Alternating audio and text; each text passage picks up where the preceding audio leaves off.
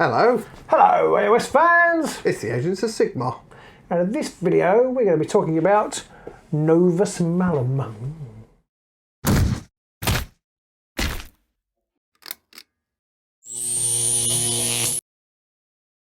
The Novus Malum. Novus Malum, it means new evil. But not... new apple.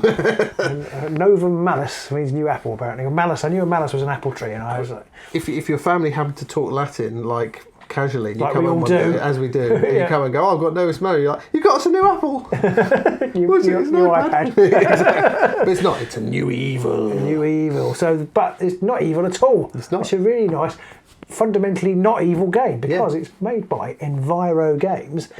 Clues in the name. It's a new skirmish game made on environmentally friendly principles. It's literally got like about 3 people in the company, like working out their shed, something like that. Very new, and we've been sent a copy by them. Thank you very much. We've given it a test run, and we're going to talk through it, tell you what we think, and if we think you should buy it. Absolutely. So the first thing to notice is that the box is not overblown. It's very small, and you get everything you need to play the game in this lovely box. It's made with nice sort of recycled paper. Everything is all the paper, everything that can be is kind of made of paper. They kind of acknowledge that you can't actually make a tabletop game that's completely not if you want models, carbon neutral. If you want models, lovely models. But they're doing their best to make the process as green as possible. Yeah, they're using locally sourced stuff. They're using local talent and stuff. They're keeping it as close to local games for local communities. Oh, that's a really nice touch. That means they haven't got to travel for meetings and stuff with their suppliers, and they're also supporting. I'm not quite sure where the game is based, but they're supporting the local economy where they are, which is a really nice touch, I think. And from when I was reading about them online, one of the guys is very much into all the chemical side of it. So he's huffing the. So he's been finding out which ones are the best ones to get like really off his skull on. And so they're doing their part, and it's nice to see a company that are coming out and saying this is at the forefront of our minds when we do it. Yeah. But is the game any good? Yes, because you don't want to be recycling it immediately, do you? Exactly. No. So let's have a look. So the game itself is £69.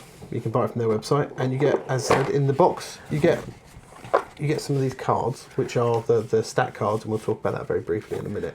You get the stat cards for all the... They're quite Warcry-esque. Very Warcry, very Age of Sigmar as well, that kind of thing. And then you get... I really love these. You get these little...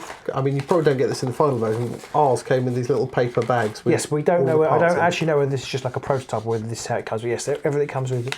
I'm guessing it's probably going to have better labels. Probably. Maybe.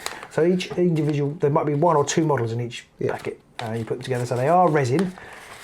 I did find them a little bit tricky to put together. Resin is not the best medium to have to assemble. No, I'm not very good at it anyway. There's some of the connection points are quite thin, so I spent quite a lot of time standing there, like just basically trying not to move, and then discovering that my finger had been stuck to the piece. But I did get them in the end. I haven't made them all. We use some proxies for our games, but I made most of the dwarfs. And they're really quite nice. They're very nice models, I would say. So I was surprised how nice they were. I also had some resin models from a different company I was making at the same time, and the flash on those, and they weren't much easier to put together either. No. Though technically this other company's models had like better pins and things, but in reality they didn't quite fit up. So it was, in some ways these were better because I just had to basically got to stand here and hold this, and I didn't get frustrated. But the Dwarf Leader model I think is really good, and I think they're a good scale as well. They're nicely sized. Yeah, that is almost as good as anything that GW do, I would say. I think Games Workshop would probably have more stuff for him to stand on and more things to swirl around him. But the main functional model would be pretty much the same, and it's not overblown on the details. So you're not looking at it once you put it together and thinking, how the hell am I going to paint that? You can actually see straight away it's nice and clean and it's nice and detailed. Yeah, I'm looking forward to painting those actually. I've been a bit tardy on doing that, but I will paint them and I will put some pictures on Instagram when I have. But yeah, I really like those dwarf models. Another thing, you get the rule book, and this is the rule book, and it's got all of the fluff that there is for the history of the whole thing in there. It tells you about the continent of Seldar, which is where it's all based, and how there was this big magical barrier that they're thousands of years in the way, and now it's disappearing. So they're kind of opening themselves to the beginning of their story. So this is like the first first instalment of what will hopefully be a lot of things to come, because this is it at the minute. This is all you can buy. This is all you can get. You can buy this, and you can buy extra copies of the hero models. Yes. So there are 2 heroes. So it's basically the dwarfs. They've got a couple of different types of fighter and a hero, and then the gnomes with a K. With a K. And they're a bit more like goblins, really. The actual models. They're not They're very kind of cross between goblins and like fairy folk and stuff. They live in forests and things like that. So I suppose they are gnomish. I suppose. Yeah, I always imagine a gnome, a classic fantasy gnome, is a bit more like a small dwarf. Yeah, sense. like a dwarf, but dwarf maybe with a fishing pole in the garden. Yeah, and a mushroom. Yes.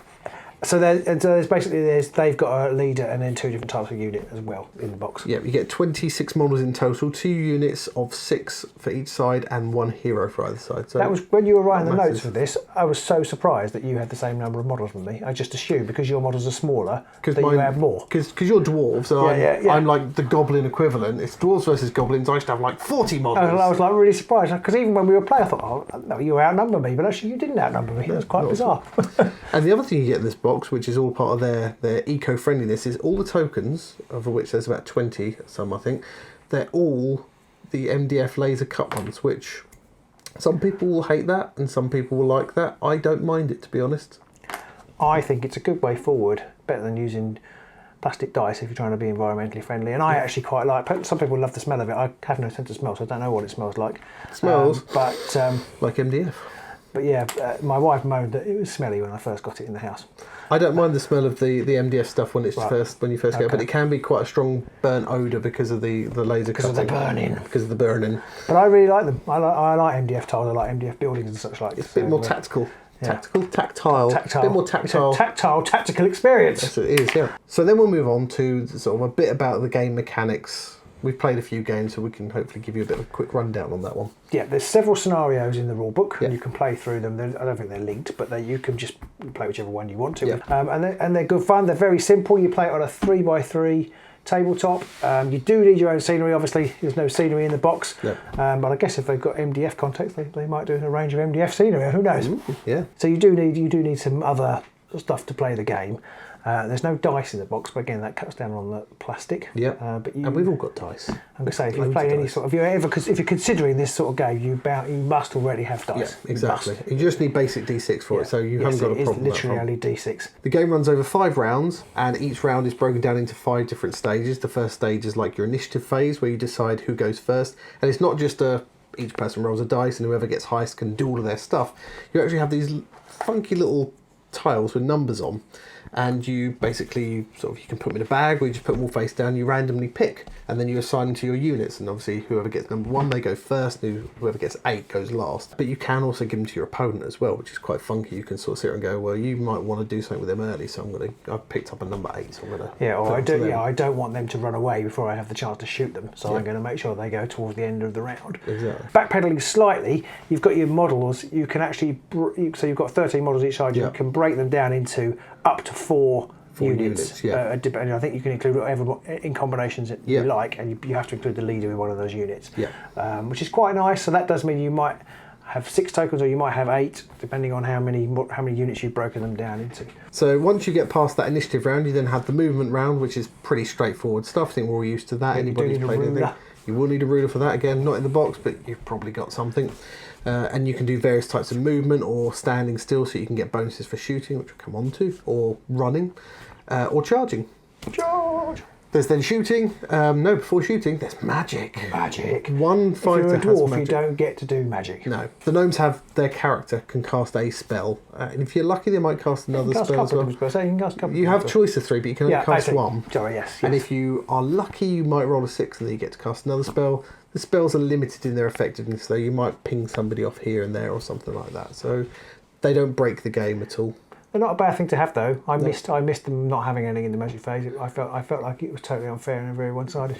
But the dwarf leader does give his side a reroll in every phase, which actually is quite good. Which was very handy. In every phase, which is pretty useful. Very handy. So after magic, you then get the shooting, which comes onto one of their other new mechanics, along with the initiative stuff. The way they deal with shooting is you have a token and you flick it. Now, I'll be honest, we didn't like that. No, because if you've got 8 fighters shooting, you've either got to flip 8 tokens or flip 1 token 8 times. Yeah. And if you've got scenery on the board and models on the board. And every time we did it, they just seemed to roll off. Yeah. And you have to flick it again and roll off somewhere. So I can see why they're minimising the dice interactions maybe, but we pretty much very quickly adjusted on that and just simply made it on a 1, 2, 3 you hit, on a 4, 5, 6 you missed, or the other way around actually. But yeah, exactly the other way around. But yes, so we basically just immediately went, I'm just going to roll 3 dice because it's a lot faster. Now I know why they're doing it, but that was one mechanic I felt was like they want to try and use tokens more than dice. But you do need a dice anyway to play, so you might as well use a dice for that as well. Can you imagine it in a tournament setting? Oh, just tokens getting flicked everywhere. Yeah, so it's always good to try new things, but we'll pass that one. Yeah. But shooting is then pretty standard. You roll a hit, you have to roll to wound them, and then they have to roll to save, and if they don't save, some of them die. Yes. It's not my favourite way of doing things. I like systems now that minimise the number of rolls. Yeah. So I wasn't, hit to wound to save is a bit... It's a little not my bit. favourite way of doing it. But it doesn't, it's because it's very small scale, it's not like Warhammer where you're rolling literally like hundreds of dice and hundreds of over and over again. And then just there's to loads kill of one abilities fighter. to re-roll them and stuff like that. There's none of that. It's very quick, even though it is 3 dice rolls for each kind of shot. Yes. And you do have the ability to come up with a few little modifiers, depending on whether your fighter's moved or not before they shoot, but that's available to everybody, so it's a nice basic mechanic across the board. Yeah, there's a couple of skills, like you can do things like make it easier to damage and things, depending on what your fighters do. Yeah. So they're all detailed on the card. Each fighter has maybe 1 or 2 little abilities for combat or shooting. Yeah. But it's unlike other games, it doesn't get overwhelming and they don't interact with each other to build up a complex array of things you need to remember. Yeah. Then after all that, you come on to what's probably everyone's favourite phase, which is the close combat. And in this one, they have again come up with a new mechanic rather than just rolling dice and comparing stats, which is the crush, block and stab sort of triangle. Yeah, or otherwise known as rock, paper, scissors. It's effectively rock, paper, scissors. But it's quite nice. It's more reminiscent of Moonstone's card combat, I think. Yeah. So again, you're doing away with dice, and you basically have token each representation. What was it again? Rock, paper, scissors. No, crush, block and stab. Crush, block and stab. Crush, block and stab. I can't remember the order, but it's something like crush beats stab, stab beats block, block beats crush. Something like that. Yeah. So you and then you basically, you can do it randomly. Sometimes we did do it randomly when we tried to. Scott fed up being psyched out. Yeah. But you choose the one that you want to use, and your opponent chooses the one they want to use, and whoever you flip it over is better on that triangle wins. It's immediately at that point as well. Once you've determined who wins, you then have to roll a dice to determine if you've wounded them. So you're kind of going from tokens to dice to tokens to dice a little bit there. An extra thing to think about when you are choosing your tokens is that each fighter has a kind of speciality in one of those crush, block, stab types. Your opponent knows that you get a bonus if you use the token that represent that they're good at, then you get a bonus. But the thing is, your opponent knows that, so they're going to like, wow. But then you have that whole, he knows I know that he knows I know he knows I'm going to do that. So if I do this one, but he might then know I'm going to do that and go to the one before it. So I need to go back to the previous, and then after a while you give up and just pick one randomly. So I recommend iocane powder. Once you've gone through all that, you again roll to wound, and the other person has to then roll to save to see if they survive, and then you take off the wounded, and then the very final phase is you have the morale phase, where you have to roll a dice, and you have to basically get more than the number of people who were killed in that round. If you get more, then you're okay. A 1 is always a fail, even if you just lost 1 person, and a 6 is always pass, even if you've lost 6. But I don't think we ever failed. No. Even like, hey, we tend to only lose like 1 or 2 a round. Yeah, it wasn't a lot. Only once. Yeah, and then if you lose your morale, then depending on whether you're in combat or not, you might have to run away or something like that. Run away. And you do that for 5 rounds, and at the end of it, hopefully, someone's then a winner. So overall, I think this is a really good game. It's always a bit trepidatious trying out a totally new game from a totally new company. You really want it to be good, and there's always a risk that it won't be. Yep. But actually, we had quite good fun in the evening. It's not a very serious game. No, we played it very quickly. I think we got through a whole game in like an hour, even on our first go. Yeah, which is unlike it for us actually, which probably does say how simple it is, because normally I get bogged down in stuff, but I didn't. So that's quite nice. So that's a definite positive for it. It is very simple to play. I suppose on the downside is some people like it really crunchy, the mechanics, and it's not really crunchy. No. So there's that. This definitely feels like it has a much lower sort of age rating on it than a lot of other games. I think you could probably play this with your kids much easier. Yeah, they would get the hang of this much quicker, and they might actually enjoy the rock paper scissors mechanic more. Probably would, because there's less in this game. There's less stacking the odds in your favour. It's kind of like very base throughout. It's very basic. Whoever goes up against whoever, it kind of feels like there's always going to be a bit of a 50-50 thing going on there. Whereas you can't help yourself in a lot of other games where it's like, I've got this hero and he has this ability, and I'm going to use that ability, and I get this and that and this. Whereas your kids maybe don't think about that so much. So this gives that level playing field. Yes, the rock paper scissors, I really like it as a concept. I think it's really neat. There's something weird though, that there's just something so great about rolling d6s and getting that 6, or when you get the getting sixes, that 1 or whatever. It seems like a weird thing to say because obviously they deliberately chosen not to use dice, but it's funny how you don't get that kind of adrenaline hit, I suppose, from rolling a 6, because it's like, oh, I've picked Crush and you haven't. Oh, you know, I've won. It's not the same. So that's a slight. I wouldn't say it was a negative, but it's just something that it's something I wouldn't have realised that I missed until I couldn't use it. And there's a slight feel bad factor. I mean, you get it with dice as well. If you can't roll a 6 to save your life, your opponent rolls loads of 6s all the time. But it kind of feels worse when it's a system that you feel like you have a choice in. Yes. And you're like, every time I pick this, and you always pick the one that beats it. It feels like you're doing something wrong then. Exactly. It isn't as bad as Moonstone. No. Where not only did you have that feeling, it was also really quite complicated to work out what was actually the best thing to do, and it just made my brain hurt. And in the end, I just wanted to roll dice. Yeah. It isn't that bad. Yeah. And All I've got to do is roll dice and get a 6. There we go. I've done it. If it is going bad, you can just do it randomly because actually your opponent's got as much chance just about of winning or losing as you have anyway. Yeah, exactly. And if you just pick randomly, your opponent knows you're picking randomly, they can't put any thought into their process either. So then you're just literally doing rock, paper, scissors, blah. Yeah, and so if you're really, really good and you actually do know what your things are all the time, it looks like you're doing it randomly, but you're not, then you can really psych your opponent out. Now, people might complain that the backs of the tiles aren't uniform.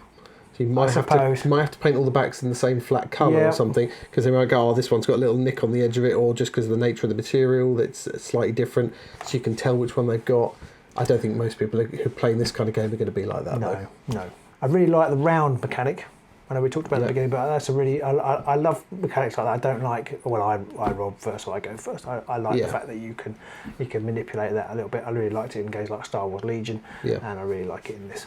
It's that we go system rather than I go, you go system, and it's not like games like AOS and stuff. It can very much feel like I've won this roll, therefore I've probably won the game.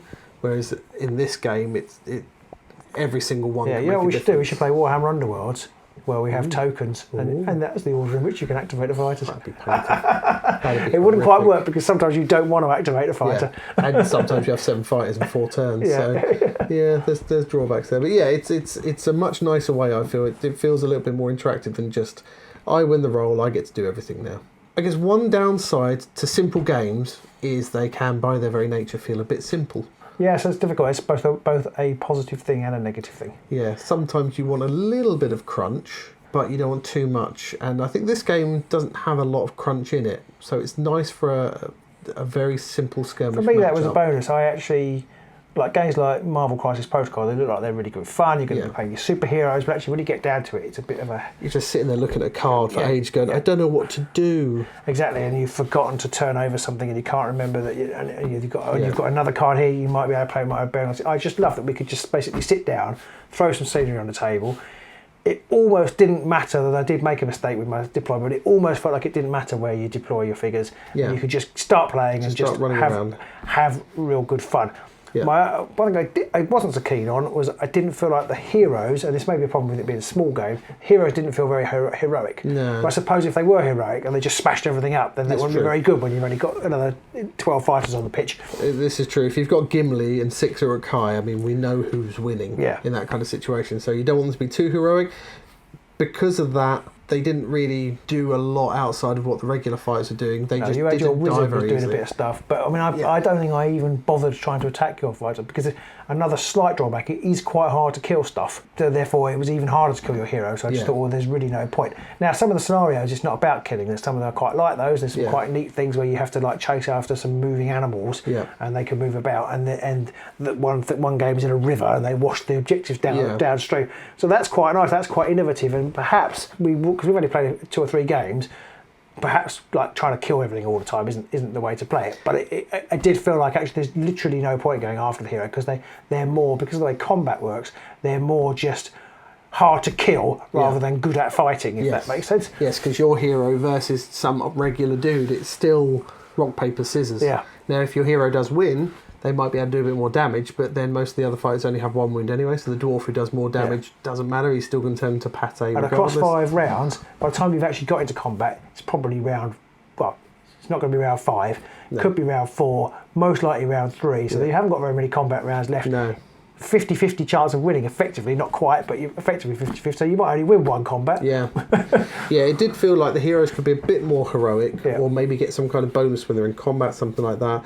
And the combat, because the game's very simple, it did feel a bit like it devolved into just a case of charge across the board and meet in the middle somewhere, or around an objective, and then slowly punch each other in the chest until somebody gave up.